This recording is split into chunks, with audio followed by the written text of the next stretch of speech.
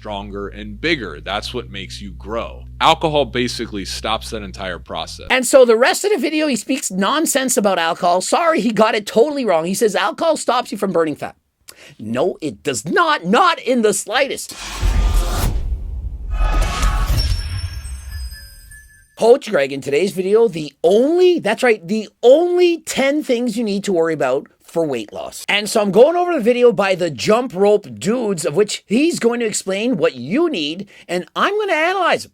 Does he know what he's talking about? Is he making sense? Or is he just another bad fitness influencer? The stuff I'm about to talk about is not going to blow your mind. It's definitely not any kind of secret. It's a situation where if you can master these things, you're not going to need all this extra bullshit. Well, the first thing I like is that he says, this is not going to be a secret. You should already know these things. The ways to lose weight, it's very, very simple. The reason people have such a difficult time knowing what to do is because there's so much misinformation or information that goes against each other on the internet. No one knows exactly what's true, what's false, and what they should actually be doing. 30 minutes of jump rope HIIT style workouts 5 to 6 times per week is what we recommend here. 30 minutes, 5 to 6 times a week of HIIT jump workouts. Well, I got to hear the rest of this. Maybe he means something else. This also could be substituted for like the bodybuilding or weightlifting crowd. You could say like, you know, if you lift 3 times a week, the main form of exercise that I do is 5 to 6 super intense 30-minute jump rope workouts every single week. All right, and we're not off to a good start. The first one essentially is saying you need to do HIIT cardio, high intensity interval training. You don't need to. And frankly, the reason he suggests doing this is because he says it alters your metabolism, that somehow you're going to burn off so many more calories through EPOC, post-exercise oxygen consumption, that if you didn't do the HIIT cardio.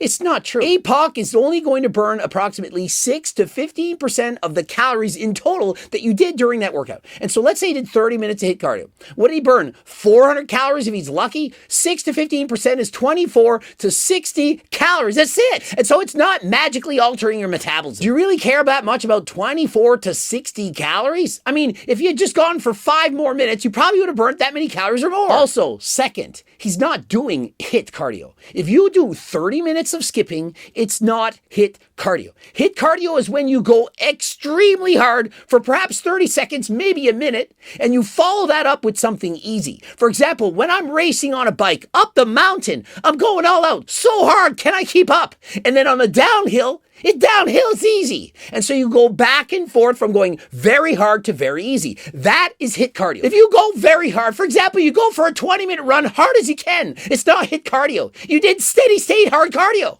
It's a big difference. HIIT cardio involves times you're going very hard by times when you're resting. And so, for example, if he's doing 50 triple unders and then rested for 2 minutes and then did 50 triple unders again and did back and forth, then perhaps that would be HIIT cardio. But if you're just jumping rope for 30 minutes steady, that is not HIIT cardio. And so just because you're going hard, you can't count it as HIIT cardio. It's called hard cardio. You get it? Some form of body weight or resistance training. So here at Jump Rope Dudes, push-ups, pull-ups, squats, and lunges.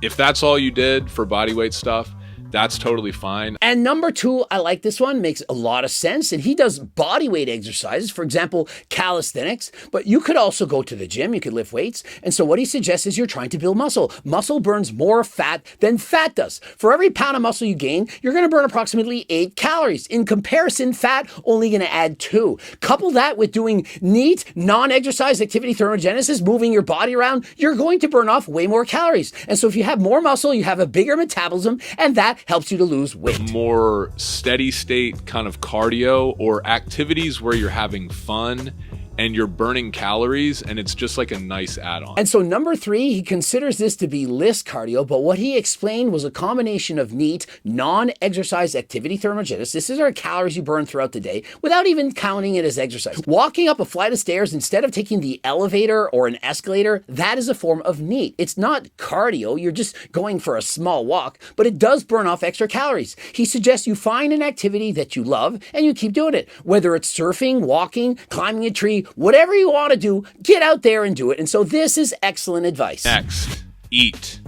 So for number 4, no restrictive diets. Carbs, fats, and protein are all necessary. And so he's saying what he believes. He's not necessarily true. And for the most part, I do agree with him, but you don't need carbs. It's not an essential nutrient. Not that I'm saying you shouldn't eat carbs, but you don't actually need it. You can function without carbs. My personal suggestion is exactly as him. Eat a normal diet from all different food groups. Don't think you have to suddenly cut out any given food group. So I do believe it. But where he says don't listen to the science, you have to have fats, proteins, and carbs, it's not actually true. And so although my opinion is the same as his, I do recognize that some people function better without carbs. Not me. It's not magic. It is at the end of the day always going to be calories in, calories out. But if you want to have a certain diet that makes it easier for you, then by all means, go for it. There's people out there who say you should only be eating red meat. And then there's people out there who are like vegan, who are like you should eat no meat and you should only eat vegetables. I'm sorry, but both of those stances seem totally ridiculous to me. And so he says, eat everything. Nuts, fruits, vegetables, just eat. Try not to eat too much processed food. And whether or not you're vegan or vegetarian, or if you eat everything, that is your own personal choice. For him and his beliefs, he has all the different foods. And so depending on your beliefs, depending on what you want to do, please incorporate as many foods as you can into your diet. I fast most of the morning. Now let me be very clear about this. I think fasting as an idea is extremely overrated. So when I say fasting, I'm not saying that you are not going to get results if you don't fast. And so I really like this. He says he likes to fast, but he recognizes that you don't need to fast. And so if fasting for you is something that's going to work better, then by all means, go for it. For me, I hate it. I hate fasting. I don't like waking up in the morning and skipping breakfast, waiting until to 12 to eat or 5 to eat and so on. For him, he says if he starts eating right away, for example, at 8 o'clock, once he starts eating, he can't stop. For other people, if they don't eat, once they start eating, they can't stop. When I've fasted in the past, say I'm waiting until 4 o'clock to eat, I'm going to skip breakfast and lunch. That way I can eat a massive supper. I start this supper and I don't eat till bedtime. I end up eating more in the evening than I would had I had spread out my meals 3 to 5 times during the day. The reason I like the idea of fasting is because I wake up and I drink a bunch of black coffee and I have all this energy to go get my work done. Now, here's the thing. As Andrew Huberman has pointed out, you're not supposed to consume caffeine in the first 90 minutes to 2 hours of waking up. The cortisol levels are going to rise even without the caffeine. And when you consume caffeine too early, oftentimes you get that crash mid-afternoon. And so if possible, remember, I'm just making a suggestion, if you can hold off on drinking your coffee until a couple hours later. For me personally, I used to drink coffee all the time, had so many pre-workouts, was getting in over 1 gram of caffeine a day. I then went on a 30-day caffeine detox, and it was very hard at first. But once I got used to it, I felt a lot better. But once I reintroduced caffeine, I stopped drinking caffeinated coffee. I only drink decaf, and I saved my caffeine for pre-workouts. And so, for example, with my hardcore pre-workout that I take before bike riding or going to the gym, I only need 1 scoop. It says take 1 to 2 scoops. 1 scoop for me, it feels like a lot. I have a ton of energy. It's because my body is now more sensitive to the caffeine and stimulants that are in the hardcore pre-workout. And once I'm at the gym, I'll consume my pre-pump. Gives me more energy, great pump, and I can continue to train harder than last time throughout the entirety of the workout. And get my exercise done. That whole time, I'm basically extremely productive. I'm doing my workouts. I'm not consuming any calories. And so please try not to consume your caffeine too late at night because it can in fact interfere with your sleep. If you're not sleeping right, then there's more likely a chance you're going to overeat. Also, remember, caffeine releases dopamine and makes what you're doing feel better. And so if you save your caffeine for before you go to the gym, you're going to experience or enjoy that workout that much more. And so if you can wait and leverage the use of caffeine to help you throughout your workouts, you're much more likely to go and train at the gym. Track your calories for a little bit. Track them until you develop a good relationship with food. And so this, I 100% agree with him. I think it's so important that you track the calories in the foods that you're eating. And it's not about tracking it for the rest of your life. It's about learning what is in the foods that you're eating. Once you understand that, you know the calories in the foods that you're eating, you're automatically going to make smarter and better choices for your own body. You recognize that that cheesecake has 1,000 calories. Well, if you want the cheesecake, you're still going to have it. But if there's a piece of pie that has only 500 calories right next to it, you might think, I'm going to choose that piece of pie over the cheesecake because it only has half the calories. That is what a smart and intelligent consumer would do. It's kind of like you go to the store and you're trying on a dress for New Year's Eve. One's $1,000, the other's $500. You like them equally. You buy the one for $500. Why? Because you save yourself $500 and you're getting about the same enjoyment from either one. And so why would you waste your money? And you use the example of like tracking tracking your bank account statements in detail, every cent that went into it every single month. That to me would be a waste of time. But at first, if you're living paycheck to paycheck and you don't know where your money's going, track it. Where are you wasting all your money? You might discover you spend way too much money on entertainment and not enough on food or housing, and so you can make the proper decisions that are best for you. Cook some food, man. Cook your food. I'm tired of this being a thing in fitness where people are like, I don't want to cook my food. I don't know how to cook. The next one, I couldn't agree more. Learn how to cook. If you're eating out all the time, you have no idea how many calories you're consuming. But if you make your foods at home, and remember, he says if you can just make 5 to 10 meals, it's going to make a huge difference in your life. 5 to 10 meals, of which you could get from my cookbook, low calorie, delicious, amazing recipes that are high in protein and fiber, and they're not schmuck servings. They're massive portions that keep you full. If you can get just 5 of these from this entire cookbook with over 200 recipes, imagine how much your life can change. You now have 5 meals that you can make at home that you enjoy, that you love, and you can eat them perhaps even just once a day. That will make an instant difference in your ability to lose weight because you're now eating lower calorie dense foods that keep you full, that stop you from eating other foods that are much higher in calories. And since it's calories in, calories out, this the book that you need. Sleep 7 to 8 hours a night. I don't care how many kids you have. I don't care what your work schedule's like. I don't care what your commute is like.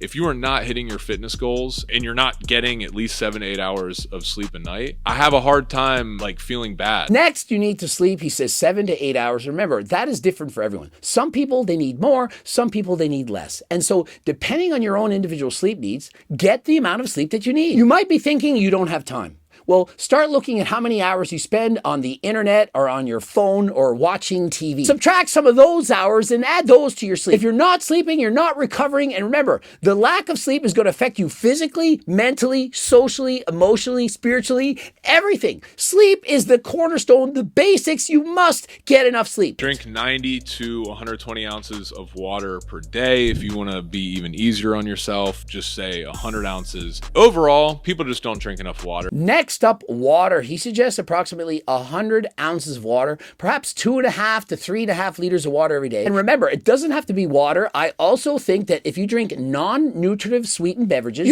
beverages that don't have a lot of calories, perhaps a Diet Pop or Crystal Light or Diet Kool-Aid, something that doesn't have a lot of calories, that is going to add more fluids into your diet. And when you're drinking water, it expands your stomach. That sends a chemical signal to the brain to make you less hungry. Your stomach is getting stretched. It feels like you're consuming food, and so it makes you less hungry. And so if you're struggling with your appetite, drink more water. It's going to help you to be satiated. You're not going to want to eat as much, easier to stick to your diet, and help you to lose weight. Alcohol is fine in moderation. And so technically, he's telling you what you want to hear, not what you need to hear. He's saying alcohol is fine in moderation, but it's greatly going to affect your ability to recover, to sleep, to build muscle, to lose fat, everything. Alcohol is a poison. It's not good for your body. I'm not telling you not to do anything. We all have our vices, but the less alcohol you can drink, the better. They used to say that 1 or 2 drinks a day, not a problem. Now they've gone to 1 drink a week. And so alcohol is carcinogenic. The World Health Organization has alcohol at the #1 list of things to be careful of in terms of things that we have in our diets. And so if you're thinking, I can't drink Diet Pop, there might be aspartame in that.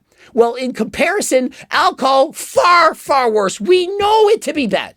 Aspartame, artificial sweeteners, maybe is bad, but certainly alcohol is. And so please be careful. But it is going to greatly, I cannot stress this enough, it is going to greatly affect your ability to lose fat. And so the rest of the video, he speaks nonsense about alcohol. Sorry, he got it totally wrong. He says alcohol stops you from burning fat.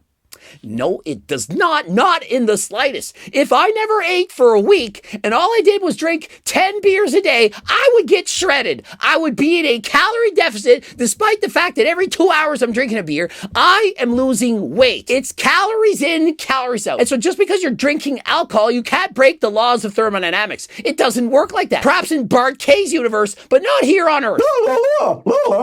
And so here's the problem. When you're drinking a lot of alcohol, especially if it's on a weekend, you're consuming burning a lot of calories from not only the alcohol, but also on what you're mixing with and the foods that you're eating in conjunction with drinking the alcohol. And so please be careful. Alcohol are empty calories. There's no good benefit to drinking alcohol. It's not like you're eating food that has vitamins, minerals. Alcohol are empty calories. You should do without them. It doesn't stop you from burning fat. It doesn't stop you from getting lean, but they are empty or wasted calories. And so please limit your intake of alcohol. If you're eating and drinking, instead of burning the calories from the food that you just put in your body's going to go, hey, let this food be stored as fat because we got a bigger problem over here. We got to burn out all this alcohol. And so no, if you're in a calorie surplus and there's alcohol involved, you're going to store fat. If you're in a calorie deficit and there's alcohol, you're going to lose fat. Alcohol doesn't break any of the laws. It doesn't change the way your body burns fat. It doesn't make it impossible to burn fat. It's just alcohol adds to the calories. If you're in a surplus, you get fat. If you're in a deficit, you lose weight. The way that you build muscle is you do resistance training, which tears your muscle fibers, and then you rest. You sit on your butt, you sleep, you recover, and those muscle fibers grow back stronger and bigger. That's what makes you grow. Alcohol basically stops that entire process. And no, alcohol doesn't stop the entire process of building muscle. If that were the case, that everyone who's out drinking all the time wouldn't have any big biceps. But in reality, if you're taking enough protein and you're drinking alcohol every single day, you can still build an impressive physique. Not perhaps as good as if you didn't drink the alcohol, but it doesn't suddenly stop your body from repairing its tissues. Now, if you're drinking alcohol, not going to bed, and you're partying every single night, not getting any sleep, then of course it's going to prevent you from building muscle. But if you're just getting drunk, for example, you're drinking alcohol and you're still continuing to train, you're still going to bed, you are still going to build muscle. You could walk and do push-ups all the time and eat really well and drink water and sleep for 7 to 8 hours. And honestly, after a year or two of doing that, you're probably going to look super jacked and you're going to feel amazing. And so remember, the reason this guy is so fit is because he's doing all the things that he's listed. He's very active. He's skipping rope for 30 minutes 5 times a week. He's also walking and surfing and taking the stairs instead of elevators. He also has an amazing diet. He's only eating from 2 or 3 o'clock on till bedtime. When he craves junk at night, he's oftentimes drinking water instead. And so he's clearly watching his diet and is very active. And so that's why he's lean. He's putting effort into it. He's being proactive. He's demonstrating that if you put in the work, you too can lose weight. And so great video overall. I only saw 2 times where I disagreed. And so that's not bad. Out of 10 things, only 2 that we disagree on. Please go and give Jump Rope Dudes a follow. They are great fitness motivators. And so highly recommend you go and follow them. Subscribe, click that bell button, comment to boost the algorithm. Don't forget to watch one of those 2 boops. Of course, all the supplements, the cookbooks, the Circle Diet book, my training book. Remember the Circle Diet, how to lose weight and keep it off for the rest of your life. Have you read it yet? It's available in PDF and the hard copy. And of course, I have coaching plans by me and my team and my Harder Than Last Time clothing line. You know, the hoodies and the tank top, jogger pads, all that stuff. Click the link in the description, code Greg, 10% off. And don't forget the free diet and training program. Go over and get to the newsletter. Go to the website and get stuff for free. Please head over there right now. And until next time, I am out.